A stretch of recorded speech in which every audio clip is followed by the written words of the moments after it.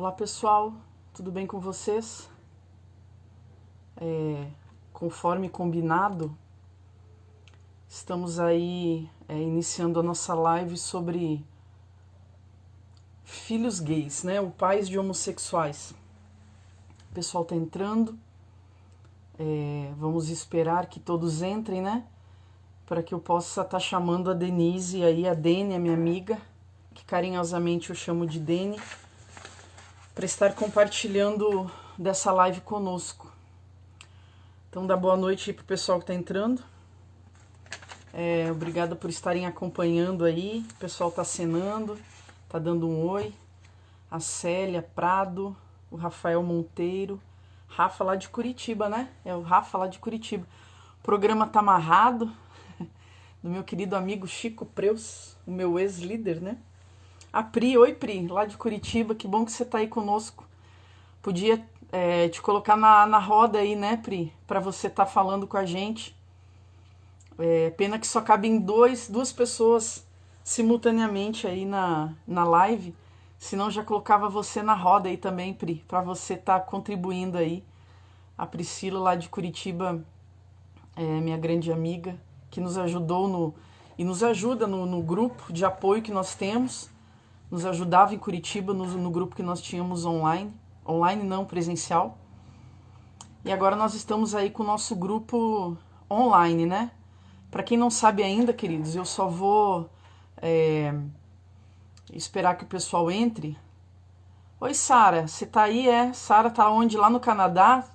Da onde é que você tá, Sara? Me dá um oi aí. Fala onde é que você tá que eu não me lembro. É Canadá, não é? O nosso grupo, deixa eu falar para vocês o nosso grupo. Nós temos um grupo chamado Farol, grupo de apoio. Que ele é um grupo de ajuda na área da sexualidade para pais e também para filhos, né? É um grupo onde tanto pais quanto filhos são bem-vindos.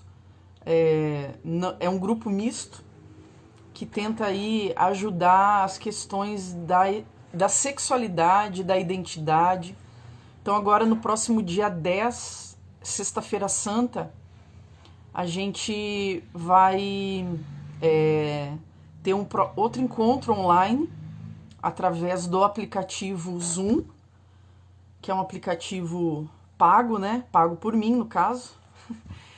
Para vocês é gratuito, mas todas as informações estão no meu feed do Instagram, bem como no Instagram do grupo, Farol Underline Grupo. Quem quiser participar está convidado. A Sara está no Canadá acompanhando a gente, glória a Deus, o pessoal de BH também, para a gente falar desse assunto, queridos, que é um assunto bem complexo, né? E bem delicado, no meu ponto de vista, né? Então a ideia é que a gente possa contribuir de alguma forma com os pais, familiares. Oi, Késia, tudo bem? Boa noite, tudo bem com você? Tudo bem comigo e você, tá bem? A ideia é que a gente possa estar contribuindo de alguma forma aí com pais, familiares, líderes ou pessoas interessadas nessa área para compreender um pouco mais o universo aí das pessoas que se identificam como homossexuais, né? O pessoal de Petrolina, no Pernambuco, Marabá, no Pará, é isso? Pará, uau! Teixeira de Freitas, na Bahia, já fui aí em Teixeira de Freitas. A Vanessa, minha querida, lá de Curitiba também, que participava do nosso grupo, né, Vanessa? Um abraço para você.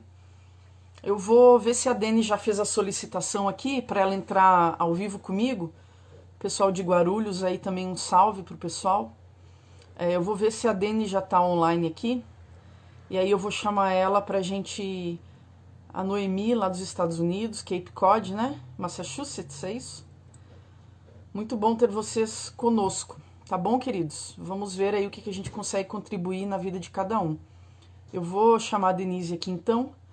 Tem uma galera aí fazendo a solicitação para entrar ao vivo na transmissão conosco. Mas, a princípio, queridos, eu gostaria de estar conversando com a Denise, né, para que a gente possa aí construir algumas coisas com vocês, tá bom? Abrir para o pessoal entrar. Você tá aí, Deni? Eu já aceitei a sua solicitação aí para você entrar ao vivo conosco. Você entrou ao vivo, Denis, só não está aparecendo nada. Você está aí?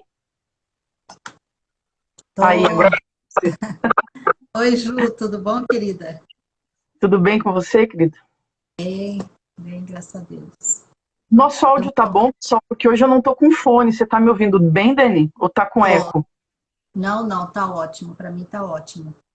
Tá, porque hoje eu não coloquei o fone, e aí às vezes o pessoal reclama que dá eco, né? Para mim não tá. Não sei se o pessoal também tá dando eco para alguém. Então, Dani, a gente tem um desafio hoje, né? Uhum, Ah, sobre esse assunto aí tão delicado, né? Na vida de algumas pessoas, tão dolorido na vida de muitos pais, não é? uhum. Sim. Que quando descobrem que o seu filho está na homossexualidade, ou quando o seu filho, desculpa, se declara homossexual. A gente sabe que é um assunto bem complexo, né? Então espero que de alguma forma a gente possa aí contribuir com esses pais ou familiares que estão aí sofrendo pela condição, pela questão do filho, né?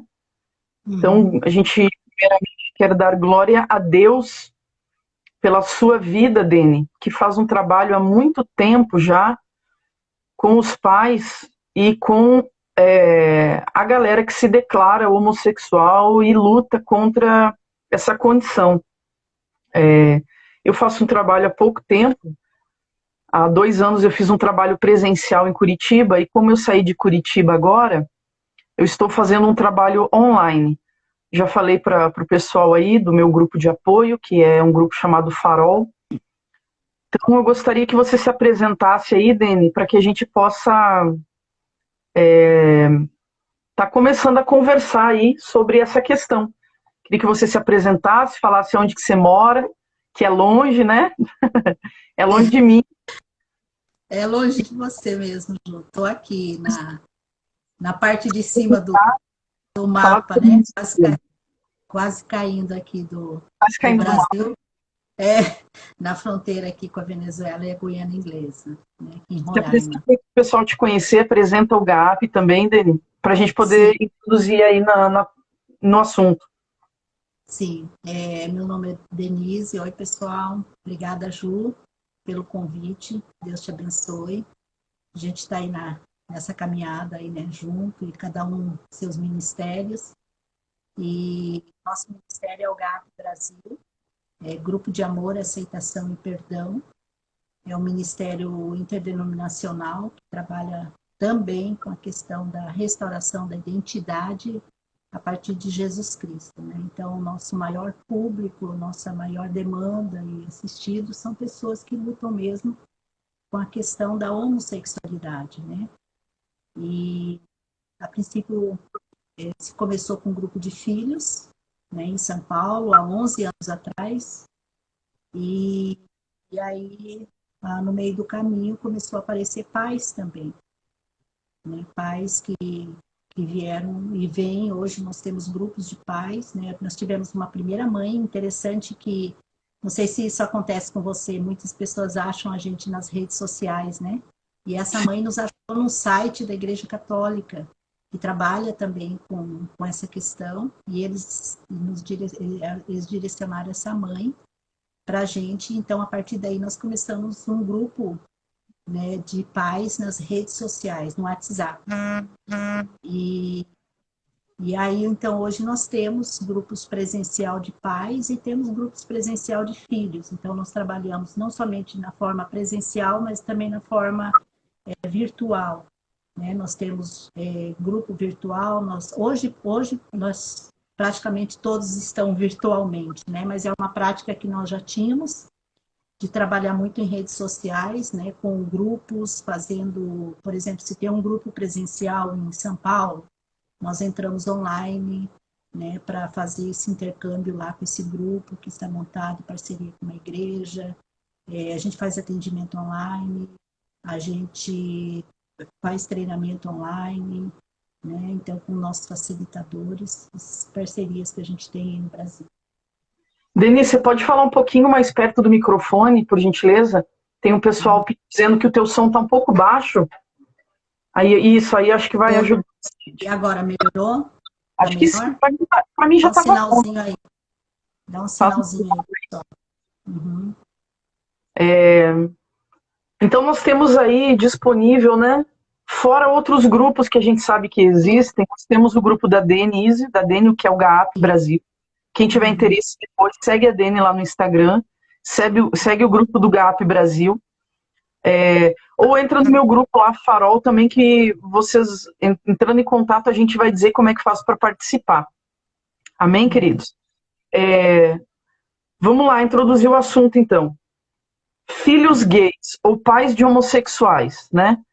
Nós sabemos hoje que existem muitos pais sofrendo com a questão do filho, da condição do filho, né? Pais que se separaram dos cônjuges, pais que estão com depressão, pais que expulsaram o filho de casa. Nós temos comportamentos radicais demais e nós temos comportamentos liberais demais, né? Pelo menos é isso que eu tenho observado. E aqui eu entendo que nós estamos falando com cristãos. Esse assunto a gente quer tratar do ponto de vista cristão, como todas as lives que a gente vem fazendo aí no meu Instagram.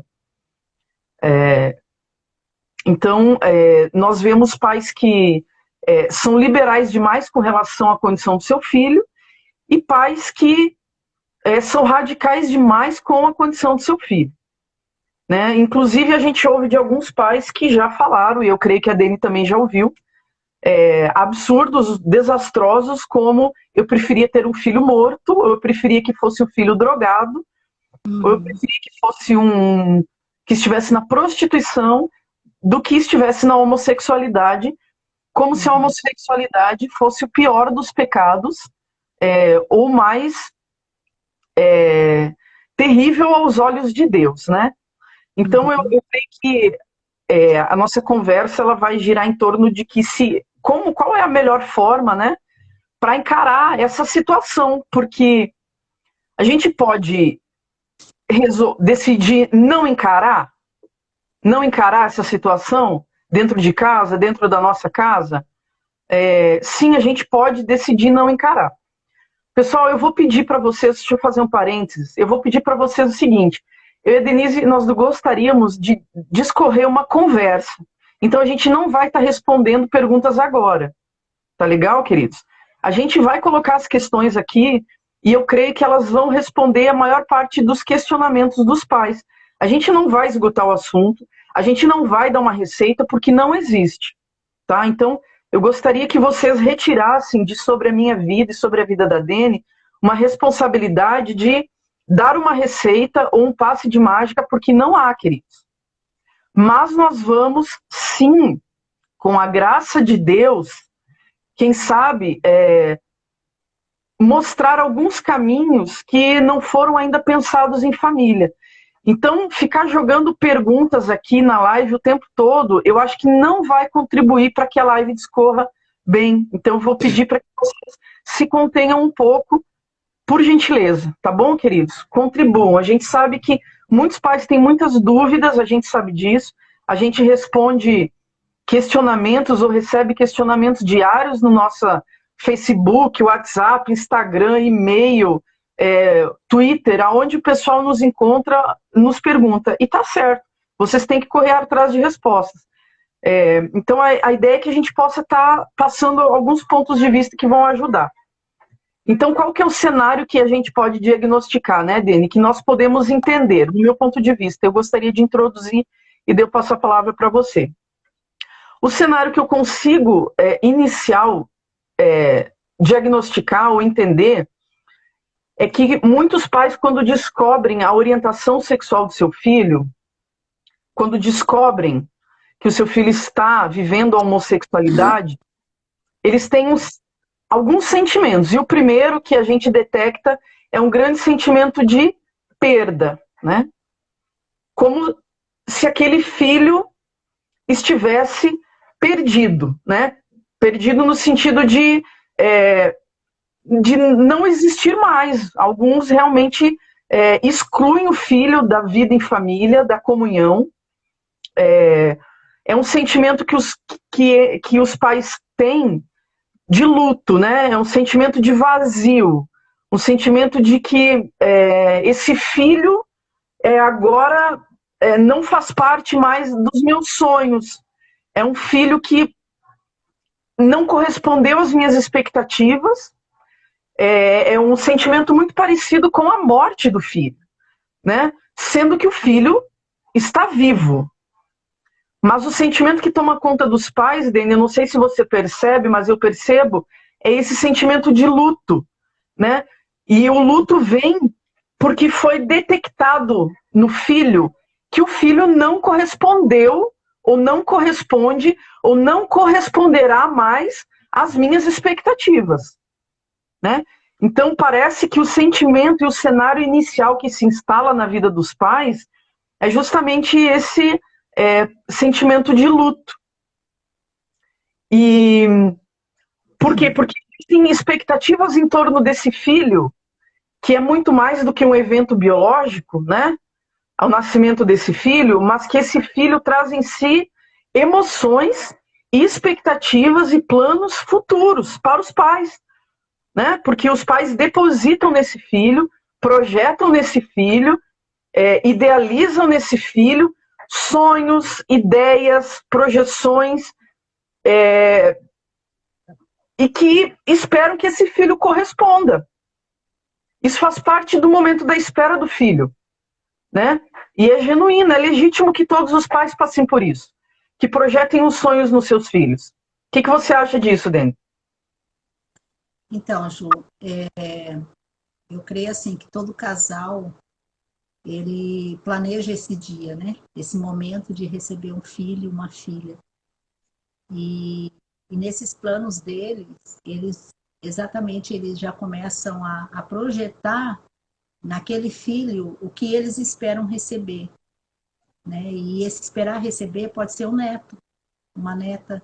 Sim. E de repente se descobre que o filho está na homossexualidade, a filha, ou o filho próprio conta. E aí começa esse processo de dor, essa caminhada de dor, né, dos pais. E a gente percebe realmente que esse primeiro sentimento dos pais é o sentimento de luto. Ou seja, aquele meu filho que eu conhecia, ele parece que ele morreu. E surgiu um filho que eu não conhecia. Né? Então, a gente vê normalmente nos pais esse primeiro sentimento. A gente ouve quase que diariamente esse mesmo sentimento dos pais, né? O luto, a perca daquele filho, a perca da realização, a perca dos sonhos que depositou naquele filho, né? De projetou naquele filho.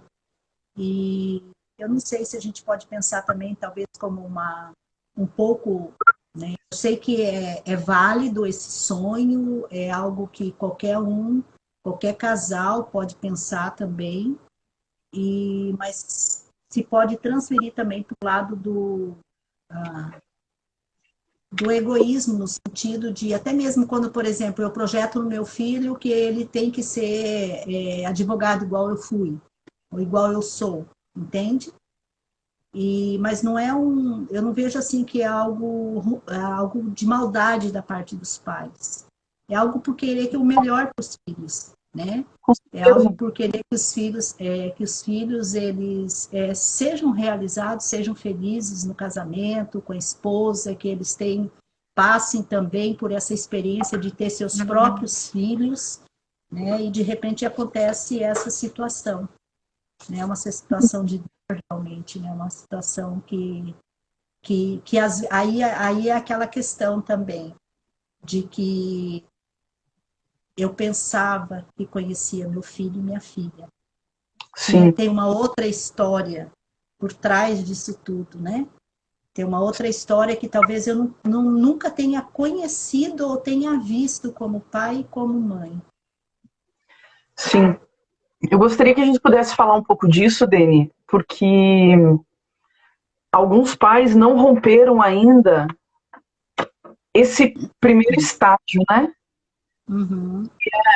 Abandonar esse filho, e que é um processo dolorido, mas que é preciso abrir mão desse filho que foi idealizado pelos pais, que foi projetado genuinamente desde o ventre, mas que hoje, devido à situação que o filho se encontra, ou que o filho declarou que está vivendo, eu entendo que é uma etapa que os pais precisam vencer, que é chorar esse filho que não cumpriu ou não supriu as expectativas que os pais tinham com relação a ele. Nós nascemos frustrando os nossos pais, né? Nós, em vários aspectos, não só na questão da sexualidade. Nós frustramos os nossos pais, de repente, com relação à profissão, como você disse, com relação às preferências, e também com relação à preferência sexual. Por quê? Porque traz ao pai, como você muito bem disse, quem sabe, um sentimento de acabar o legado, de acabar a continuidade da família, ali naquele filho, né? Uma coisa que muitos pais sonham para os seus filhos são os netos, é a continuação, é a família, né? É o legado, é a continuidade da própria família, né? Então, esse filho, eu acho que ele realmente precisa ser chorado, sabe? E esse choro, ele precisa ser dividido com alguém, com o esposo, com a esposa, com o líder, com algum amigo que seja próximo, para que a pessoa não fique passando por esse momento, por esse tempo sozinha. Eu entendo que você fala de egoísmo, Dene, porque é um pai que não se coloca na posição do filho hoje. E não entende o ponto de vista do filho. É um pai que quer que o filho viva aquilo que o pai quer que ele viva. Por quê? Porque o pai acha que sabe o que é melhor para o seu filho. O pai sempre acha que sabe o que é melhor para o seu filho. Eu não estou dizendo que a homossexualidade é o melhor caminho e é um caminho que deve ser seguido. Mas que no ponto de vista de alguns filhos, naquele momento, é uma decisão que precisa ser respeitada. Eu entendo assim, que naquele momento, por quê? Porque eu acho que existem alguns filhos que se portam de forma diferente, né? Eu acho que alguns filhos, eles querem a ajuda dos pais para saírem dessa situação. Então esse é um tipo de filho. O outro, que ele não sabe se ele quer assumir essa identidade, ele está confuso. Mas existe um outro tipo de filho que quer seguir esse estilo de vida e que está decidido a viver isso. Então, nesse momento, eu creio que o posicionamento dos pais seja respeitar esse posicionamento do filho. E aí eu creio que essa fala que você falou, egoísmo ali, e que eu vi algumas pessoas se manifestaram contra, que inclusive eu acho que eu vou tirar um pouco, queridos, aqui os comentários, tá bom? Porque senão a gente não vai conseguir discorrer muita coisa, tá? A gente pediu para a galera se conter um pouco, mas como a gente não foi atendido, eu vou segurar um pouco aqui os comentários, tá bom? E eu desativei os comentários por enquanto. A gente sabe que tem uma galera aí que quer participar, quer dar sua opinião, mas é inevitável que a gente fique lendo e aí acaba mudando um pouco aí o nosso pensamento, né? Então, voltando aí esse filho, eu acho que ele preciso que esse filho idealizado, ele seja chorado, largado de mão, abandonado, para que possa se relacionar com o filho que está dentro de casa e que muitas vezes não corresponde ao sonho dos pais, entende? Então, eu sei que não foi o que o pai sonhou para ele, não é o que Deus sonhou para ele, né? Da mesma forma que eu não vejo a humanidade vivendo o que Deus sonhou para nós. Nós estamos muito longe de ser aquilo que Deus idealizou para a humanidade. né? Então, não é pelo motivo de que nós não estamos vivendo aquilo que Deus idealizou que Deus abriu mão de nós, certo? Então, eu vejo que é uma ferida narcísica, né? É uma ferida no amor próprio dos pais. Como se esse filho não fosse mais passível de amor. E eu estou falando isso porque eu converso com pais cristãos, queridos, que decidem não se relacionar mais com seus filhos a partir da homossexualidade de seus filhos. Ou não dão conta, ou não conseguem mais se relacionar com seu filho a partir de saberem do pecado ou da condição que seu filho está vivendo. Então, quando os pais, ao negar esse sentimento de desgosto pela condição do filho, os pais parecem que evitam o luto, de viver o luto, né, a perda dessa criança idealizada. Dessa forma, não conseguem conviver adequadamente com esse filho real. O que você acha, Dani? Então, quando a gente fala sobre a questão de egoísmo, como eu disse, não é maldade dos pais, né? Porque ele realmente ele está ali em um conflito. O pai e a mãe estão em um conflito. Estão em conflito, exatamente entraram nessa fase do luto, que aquele filho que eu tinha morreu, e nessa fase, o pai e a mãe, eles passam muitos sentimentos de culpa, sentimentos de dor, depressão. Nós já encontramos pais que tentaram suicídio, de tanta culpa, tanto remorso que sentia, ou então vergonha por aquele filho, né? Então, eu penso assim, que nesse momento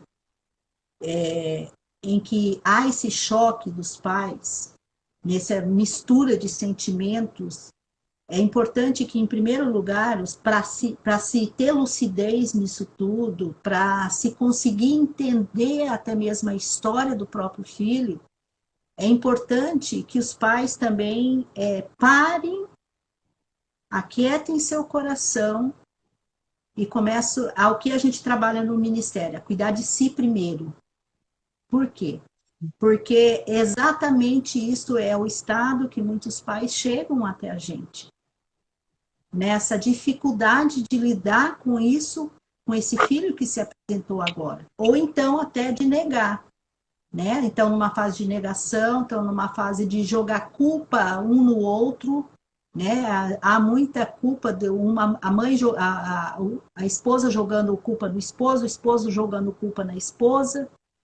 Há conflitos que acontecem nesse momento, que acontece até a separação de alguns pais nesse momento, né, daqueles que vivenciam ainda com os pais dentro de casa, e se cria mais confusão ainda. Né? Nós encontramos, por exemplo, a maioria dos casos, por exemplo, que chega para a gente, são essa fase do luto, que mães choram uma semana, 15 dias, um mês, ficam chorando nessa fase do luto. Não consegue pensar em outra coisa. E ao contrário, muitos pais, eu não estou dizendo que a gente não pode generalizar todos, mas é o que a maioria vem para a gente. Então, e o pai, ele se tranca. O pai fecha. E aí, quem vem buscar ajuda para a gente, geralmente, é a mãe. Né? A maioria é a mãe, nesse momento. Porque o pai se tranca, o pai não consegue lidar com isso, eu acho que até pela questão mesmo masculina, né, pela vergonha, pela exposição que de repente as pessoas descobrirem, das pessoas verem, da igreja saber, da família saber, né, e às vezes a gente até se engana como pai e como mãe, as pessoas fora veem e a gente não vê, ou então a gente dentro de casa percebeu nesses anos todinho alguma coisa e não teve coragem para isso. Não teve coragem para perguntar, com medo da resposta, né? Então, esse momento é o momento em que quando a gente fala egoísmo, ou seja, é um jogando para o outro a culpa e cobrando do filho também alguma coisa a mais, sem primeiro tentar ouvir e entender a história desse filho. Né? Aquietar Exatamente. seu coração para ouvir a história desse filho. Porque até o filho revelar, ou até para ser descoberto, foram anos de silêncio nesse filho, de alguma coisa que aconteceu que a gente, como pai e mãe, a gente não sabe. Eu falo pela minha própria história. Né? A minha própria história, eu estava dentro de casa, eu era criada num lar evangélico, e muitas coisas meus pais não sabiam o que eu fazia. Vivia dentro de igreja, e os meus pais não sabiam o que eu fazia. Aí, como começaram a descobrir? Quando eu comecei a me envolver em droga, que as pessoas vinham. Aí, quando começaram a perceber que era envolvida em sexo, quando eu comecei a aparecer grávida, uma mãe solteira. Mas até então, a minha mãe e meu pai não sabiam da minha história. E assim acontece com os nossos filhos. Né? Os nossos filhos, eles passam uma história de dor e de luta, de incompreensão, e até mesmo muitos daqueles que é um peso, eu penso que é um peso maior quando são criados, né, no Evangelho, criados dentro de uma igreja, aonde ali eles ouvem a vida inteira que é o que se pregava muito, né? Muito se pregava que era só abominação, abominação, abominação, né? E a gente não tem que excluir o que a palavra de Deus diz, né? Sobre isso, a gente não tem que excluir que é um pecado, sim, também, né? Mas existe uma história, existe uma luta interna daquela criança, daquele menino que hoje é o jovem adulto, mas que é uma criança que talvez há quanto tempo ele vem lutando com isso? Quanto tempo ele vem talvez recebendo bullying na escola, vem foi de um abuso e foi de tudo quanto é coisa que vivenciou, né, na sua vida. Então, esse é o momento dos pais pararem e buscar essa ajuda que nem você falou. Né? Então, existem grupos de ajuda, que é uma benção, né? A gente conseguir criar uma equipe de apoio, um grupo de apoio, pessoas que nos ouçam, para que a gente consiga falar, né? Como mãe, como pai, a gente fale, a gente vomite a dor mesmo, e sem medo de condenação, sem medo. Um dos problemas dos pais, até de não trazer à luz o problema dentro de casa, é medo de condenação também. Medo de ser. As pessoas falam, não cuidou bem do seu filho, não cuidou bem da sua filha. Uma igreja também, que às vezes a igreja é uma igreja opressora também, no sentido de que esquece que ali dentro são famílias, igreja é famílias, cada um tem sua luta, sua dificuldade, né, desse acolhimento, pensando nesse acolhimento. Então, são várias situações, sabe, Ju? E você vivencia isso com um grupo de ajuda, né, dos pais. Mas a primeira coisa que, que, que é importante é que os pais parem do jogo de acusação. Parem de se acusar, parem de acusar filho, parem de cobrar filho, né? E sentem-se e tentem ouvir. Né? Tem uma parte do material que a gente usa que fala sobre a comunicação. Como sentar e ouvir esse filho sem acusação, sabe? Primeiro tentar ouvi-lo, entender o que aconteceu. Né? O que aconteceu nessa história. Tem pais que vão saber e tem pais que não vão saber. Por exemplo, talvez aconteceu um abuso dentro de casa. É o segredo da família, né? Então, tem pais que vão saber que, sei lá, o filho foi abusado pelo próprio pai, pelo próprio irmão, tio ou vizinho, que lá que for. E filhos talvez vão contar depois, quando eles estão aí na homossexualidade, eles vão contar uma história que o pai não sabia, ou a mãe não sabia também, que pode ser uma história dessa. Né? Manda. Então, Desculpa, Dani, pode falar. uhum.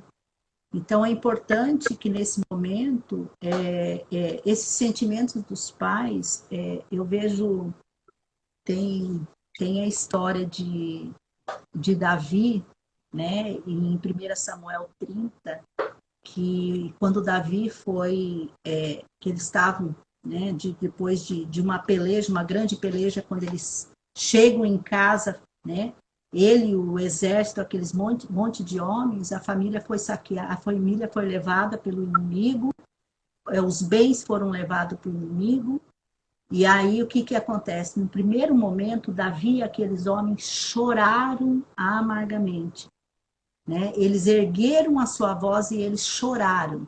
Então, esse momento é um momento real do luto dos pais, da dor, Então, é um momento de choro. Se tiver que chorar, chore. Né? Se tiver que clamar ao Senhor, de se prostrar diante do Senhor, pedir um socorro para chorar, chore. Mas é interessante que havia uma angústia no coração ali de Davi, que ele entendeu que ele precisava, naquele momento, se reanimar em Deus, e ele precisava ter lucidez para procurar a ajuda de Deus, para saber como que ele faria para conquistar as famílias e tudo aquilo que eles tinham levado, os inimigos que eles tinham levado, né? Então, é importante os pais isso. Os pais choram, chorem. A gente não pode negar a dor. Nós precisamos chorar a dor. E é bom Sim, chorar a dor, porque se entra numa depressão, entra num outro jogo de acusação e um monte de coisa que a gente já falou. E, mas é um momento em que precisa parar, precisa ouvir Deus nesse momento. Se tiver que chorar para Deus, chore para Deus. Fala, Senhor, me dê direção. Porque esse momento é um momento de muita raiva também. sim. Muita raiva, né? Por que que meu filho está fazendo isso? Ou por que que eu não fiz isso? Ou por que que eu não fiz aquilo? Ou por que que, né, eu errei nisso, ou errei naquilo? É um momento de nojo, né? Tem nojo de pensar no filho, na filha lá, né? No relacionamento com seu parceiro, a sua parceira. Então, há vários sentimentos, né? Exatamente. Sentimentos são reais os sentimentos, e a gente não pode negar esses sentimentos, e é por isso que a gente também traz para os pais, né, essa oportunidade desse acolhimento em ministério, que é o que não precisava, você sabe, Ju, eu acho que a gente não precisava nem ter ministérios de ajuda nessa área. Por quê? Porque se a igreja se posicionasse para um acolhimento, né? Não estou falando, estou generalizando, eu também não quero generalizar a igreja, não, né? Mas muitas igrejas às vezes não se posicionam por um acolhimento, mas por uma condenação, por uma exclusão, quando sabe do... Quantos pais a gente ouviu também, assim, a igreja condenou, a igreja expôs meu filho, a igreja expulsou meu filho e eu saí junto com meu filho. Também tem assim, né? E os líderes que têm os filhos também na homossexualidade, que são expulsos, né? Os filhos, né? Então, são tantas situações que a gente, e por isso que eu falo, às vezes a gente não precisava ter esses ministérios de sexualidade, ministérios de aconselhamento para filhos, para pais. Era só a igreja, só a gente fazer o nosso papel como igreja, de acolher, saber ali que todo mundo é humano, e está todo mundo ali em um processo, né? Num processo de santificação, num processo de aprendizado. Aquilo que a gente não soube lidar com os nossos filhos, por que que a gente não pode aprender junto como igreja agora, lidar com os nossos filhos, né? Por que que a gente não pode caminhar junto como igreja, né? Eu vejo igreja também, você vê só, na igreja também tem mães solteiras, né, com filhos ali, na igreja tem avós criando meninos, né, porque filha foi embora, deixou os avós criando um menino. Então eu já sentei com avós na igreja e falei da importância dela se chegar perto, né? Com aquela criança, chegar perto do pastor, chegar perto de uma família para aquela criança ter uma figura masculina, né? De ter uma referência, alguma coisa, porque o pai não está ali já, né? Então, a igreja poderia fazer esse papel. Eu já falei com pastores também sobre isso. Falei assim, olhem, despertem nesse sentido também, né, de acolher essa família, de acolher essa mãe que está sozinha com aquele menino, aquela menina, de avó que está, geralmente a avó que cria o filho, né, um neto, e de ter esse acolhimento, né. Então, há tantas situações, né, que a gente vivencia, tantas dores. Há outra situação também que acontece muito, é a questão da alienação parental, né? A questão de que acontece uma situação ali, e são casos também recorrentes de que nessa situação algum pai ou vai embora também, ou então o pai já foi embora. E ali a mãe joga, normalmente a mãe, né? A gente tem muito mais casos de mãe do que pai agindo dessa forma, jogando o filho contra os pais, contra o pai, né? E há tantas situações, né, vivenciadas que a gente não imagina o que pode desencadear também, que a gente fala a homossexualidade, né? A gente trabalha a questão. Quer falar, Ju?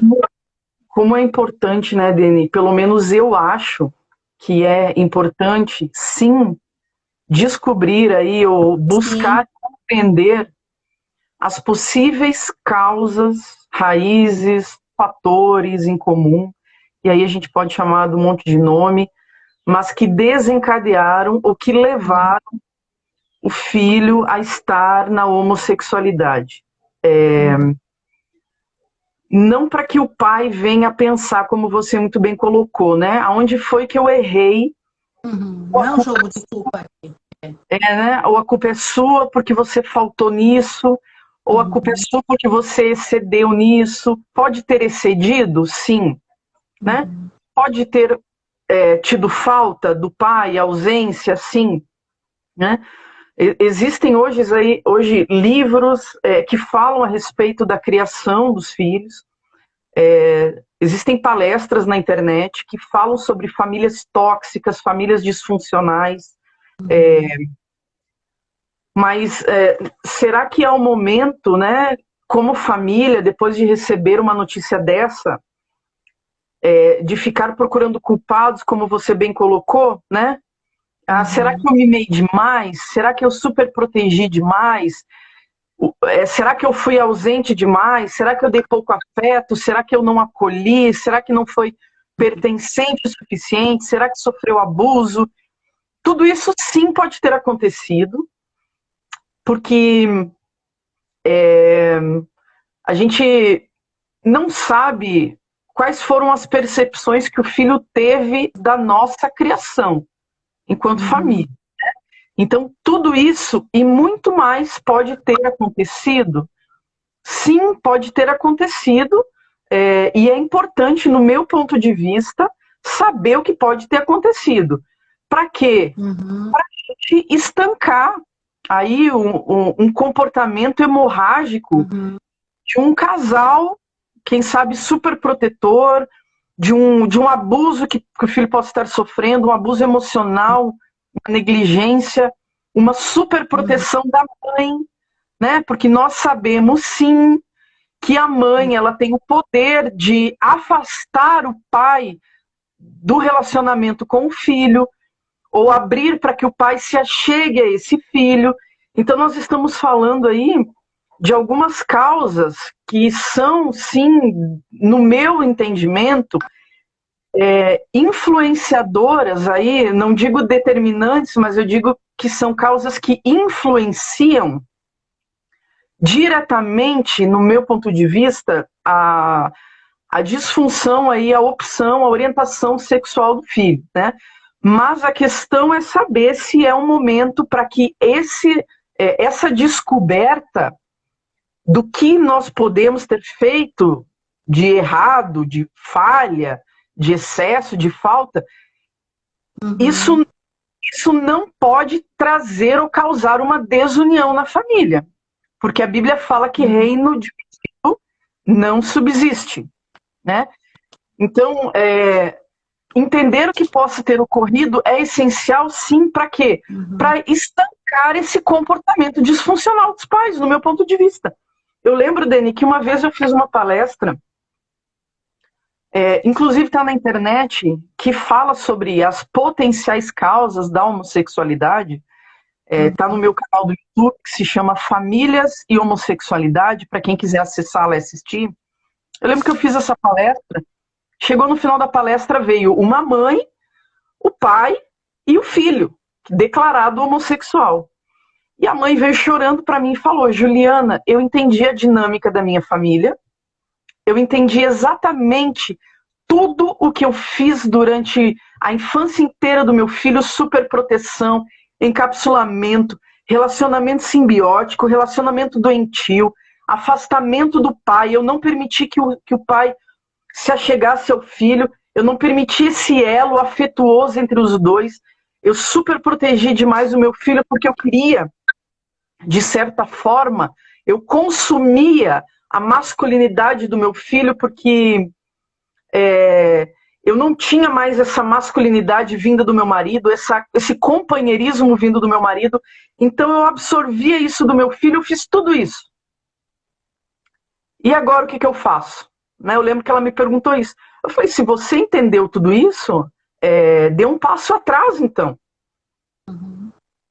Certo? Se você viu que você causou um excesso e que esse excesso pode ter ajudado aí, ou contribuído, de certa forma, para a disfunção na sexualidade do seu filho, dê um passo atrás.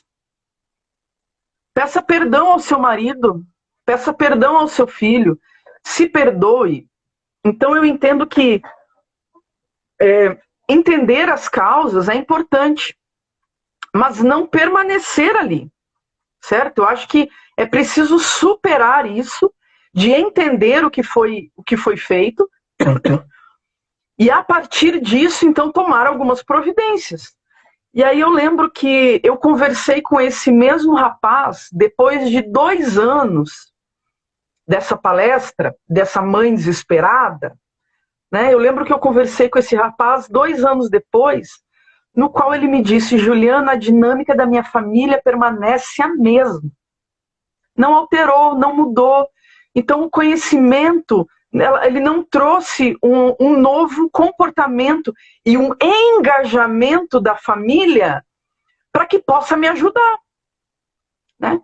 Então, eu vejo que saber as causas da homossexualidade, elas são importantes para que o filho possa ganhar aí um aliado, um time dentro de casa.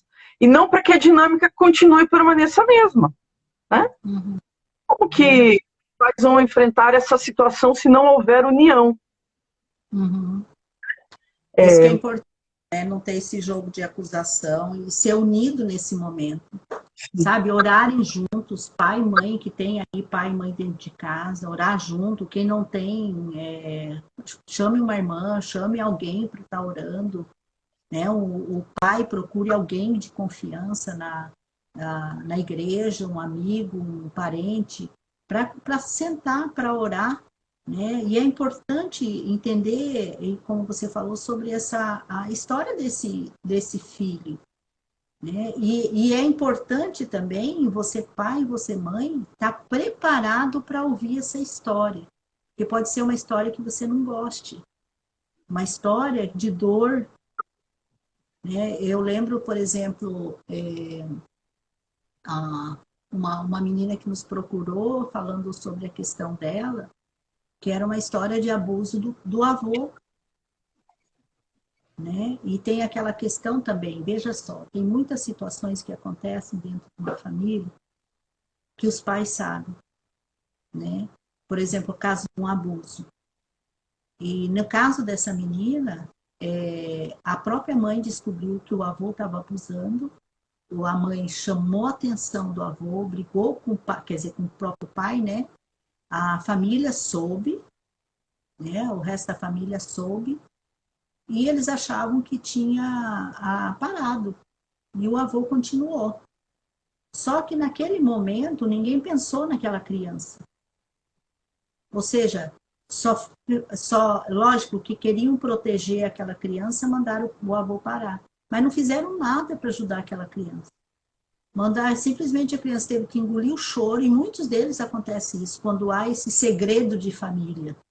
Sim. Né? Não quer expor a família, engolir o choro.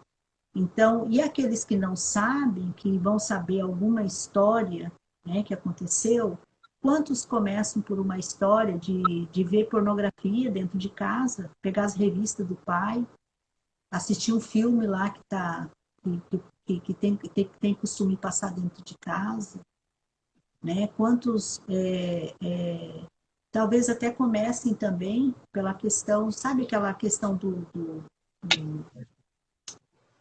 da puberdade, a questão do adolescente, das descobertas, que adolescentes vão se descobrindo entre si, né? Vão tendo relações entre si. Há muito isso, é muito recorrente, meninos ter relação com meninos, né? Esse despertar da sexualidade ali, que começa a se tornar como algo normal, e passa até mesmo a ter entendimento que consegue ter relação sexual só com alguém do mesmo sexo, né? Uma coisa importante, eu lembrando assim da minha história também, Ju, essa importância de ter a presença paterna, sabe? Essa Sim. a importância de deixar que a mãe deixar que o pai chegue perto desse menino, principalmente, né? Chegue perto desse menino para despertar nele a masculinidade, para ele aprender sobre o masculino. Aí, lembrando da minha história, porque assim, eu tive meus 2 filhos, né, nessa vida que eu levava de drogas, e meus filhos nunca tiveram uma figura paterna. Mas, pela misericórdia de Deus, sempre chegava a uma figura masculina perto deles. Era o pastor, era o meu pai, era um missionário da missão que eu morava, e eu sempre deixava. Eu não planejava isso, mas eu deixava, eu via a importância disso, e deixava, até mesmo para exortar, eu deixava. Né? Não substitui, lógico que não substitui, que pai é pai, que Deus gerou assim para que o filho recebesse aquilo que é do próprio pai biológico, senão Deus não tinha gerado dessa forma. Mas eu lembro de um momento que eu estava num salão de cabeleireira, muitos anos atrás, numa amiga, e a minha amiga lá tirando minha sobrancelha, e começamos a conversar, né, sobre o ministério, e de repente eu contei, quando você me contar meus testemunhos, aí eu falei assim para ela, falei assim, mas eu sempre fui pai e mãe dos meus filhos. Na hora ela parou e veio na minha frente e apontou o dedo na minha cara e falou assim, Denise, que mentira é essa? Olha, e eu já fazia a obra de Deus. Aí ela falou assim, que mentira é essa? Aquilo eu levei um susto. Eu falei assim, mas eu tô mentindo aonde? Né? Eu falei assim, Denise, você nunca podia ser pai dos seus filhos. Você não tem nada em você de masculinidade. Você não tem voz, você não tem trejeitos. Você pode ter dado para o teu filho um celular, que o pai podia ter dado, um caderno para a escola, uma roupa que podia ter comprado, mas a questão das emoções, dos sentimentos, da afetividade, você não podia ter dado o que um homem podia, o que o pai deles podia ter dado para ele. Né? E aquilo eu caí em mim. Eu falei, realmente isso é verdade. A importância dos papéis dentro de casa e de trabalhar esses papéis dentro de casa a mãe sair da frente um pouco e deixar que o pai entre na história, né, da vida daquele filho, né, e principalmente, né, porque geralmente a mulher quando está grávida, seja de menino ou de menino, aquela criança vai recebendo tudo o que é próprio do feminino, né? Aquela criança nasce e continua recebendo o que é próprio do feminino. A voz, o trejeito, a roupa da mãe, a cor da mãe, a fala da mãe, o ambiente mais propício feminino, né? Mas chega um certo momento que a mãe precisa sair de lado, não é deixar a mãe de lado, excluir a mãe da história dessa criança. Né? Quando é uma menina que nasce, então já está propício para ela tudo aquilo ali. Ela já vai descobrir aquilo que é igual dela, igual da mãe, que é o feminino. Mas e o menino? Né? A questão do menino. O menino, então, ele precisa que a mãe saia de lá, para que entre o pai mais na presença desse menino, para ele descobrir o masculino, descobrir a presença do pai, afirmar essa identidade do filho também, né? E estar presente ali na vida daquele filho, para o filho descobrir, né? Porque a criança não sabe o que ela é. A criança nasce e ela não sabe o que ela é. Sim, ele precisa de referenciais, né? Ele precisa de referencial, e se ele não tem, né? Então, essa mãe que às vezes a mãe está o pai dentro de casa, essa mãe dominante, essa mãe controladora, né? O pai passivo. Imagina uma criança, um menino sendo criado somente por uma mãe dominante, uma mãe controladora. Como vai ser esse menino no casamento? No casamento ele vai buscar uma mãe, não vai buscar uma mulher. Ou esse menino não encontra habilidade de lidar com mulheres e acaba se voltando para si, que é o narcisismo. É um menino que acaba voltando para si mesmo e se relaciona com outro menino, por conta de se amar no outro. Por quê? Porque ele não tem habilidade de lidar com mulheres, porque não foi aprendido, né? Ou porque se referenciou na mãe, né? Isso é um caso, né? O caso que a criança cresce dentro de casa ali, com conflitos, com briga, com pai agredindo mãe, né? Eu creio que essas dinâmicas elas precisam ser revistas, né, Deni?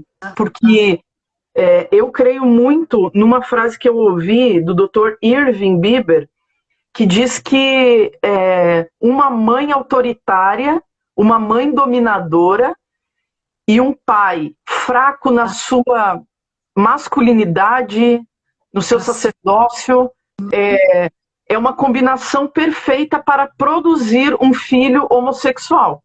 E eu creio muito nisso. Tem algumas pessoas que me perguntam assim, Dani, mas Juliana, então tem que ter acontecido alguma coisa? Né? Eu lembro de uma vez que um pai veio para mim e perguntou, Juliana, mas por que a minha filha é homossexual, se ela cresceu na igreja, se ela nunca foi abusada, se nós sempre demos amor para ela, tanto o pai quanto a mãe, ela cresceu num ambiente saudável, com afeto, com carinho. E aí eu lembro que eu brinquei com aquele pai, né? Eu falei, então a sua filha nasceu homossexual. Se não existe uma razão, né? Ela nasceu assim. E aí ele me falou, não, mas não pode ter nascido assim porque Deus não criou uma natureza homossexual. Aí eu voltei para ele e falei, então aconteceu alguma coisa, né? E nós ficamos nesse ping-pong por uns 2 anos. Até que uma vez eu conversei com a filha deles. E a filha dele me disse, a minha família é um caos, é tóxica. Sempre foi. Então, uma coisa é a percepção que os pais têm do seu ambiente. A outra coisa é a percepção que o filho tem do ambiente que ele cresce. Se o amor que foi lhe dado foi suficiente. Se o tanque de amor do filho não era maior. Mas antes disso, antes de algo ter acontecido na família, algo aconteceu no Éden. Né? Algo aconteceu no Éden. E que, a partir dali, a nossa natureza é pecaminosa. Nós temos um coração caído que corre para o pecado, né? Então, antes mesmo de ter uma família disfuncional, nós temos uma herança espiritual caída, adâmica. Que é a primeira que tem que ser tratada na vida do filho, né? Deixa eu só falar uma coisa rapidinho, porque vai cair a live em 20 segundos aqui, eu tenho uma mensagem, porque as lives no Instagram são de 1 hora.